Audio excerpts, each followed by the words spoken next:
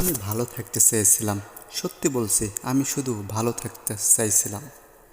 বাবা মাকে আমি পৃথিবীর সব কিছুর চেয়ে বেশি ভালোবাসি। আজও যখন নামাজে হাতে তোলাই প্রথম দোয়া হয়, হে আল্লাহ, আমার বাবা মাকে হেফাজত রাখো। কিন্তু জানো, তারা কখনো বুঝতে চায় না আমি আসলে কেমন আছি। তাদের চোখে আমি শুধু ব্যর্থ, অযোগ্য একজন ছেলে। আমার চেষ্টাগুলো, কষ্ট কখনো তারা দেখে না। আর আমার বউ, ওর কাছে আমি শুধু বাবা মার বাধা। ওর দুনিয়া মা বাবা ছাড়া আর কিছু বোঝে না। আমার দুঃখ ওর কাছে গুরুত্বহীন।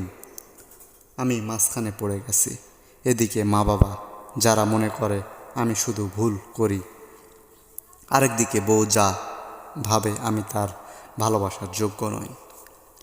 সবাই বলে পুরুষ কাঁদে না, কিন্তু এই বুকের ভিতরে কেউ দেখে না প্রতিদিন আমি কতবার মরে যাই। যখন টাকা পয়সা থাকে না, তখন মনে হয় আমি কেউ না। সমাজ থেকে শুরু করে নিজের পরিবার পর্যন্ত সবাই যেন মুখ ফিরিয়ে নেয়। আমি কাউকে হারাতে চাই না। মা বাবা বউ তিনজনকেই ভালোবাসি, কিন্তু এভাবে চললে আমি নিজেকে হারিয়ে ফেলব।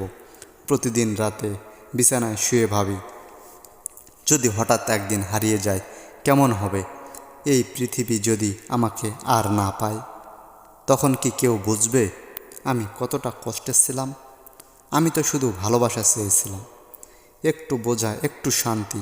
এই জগতে হয়তো আমার জন্য কিছুই নেই, কিন্তু যদি আল্লাহ শুনে থাকেন, তাহলে শুধু এইটুকুই চাই, পরের জীবনে যেন আমি কারো চোখের জল না হই।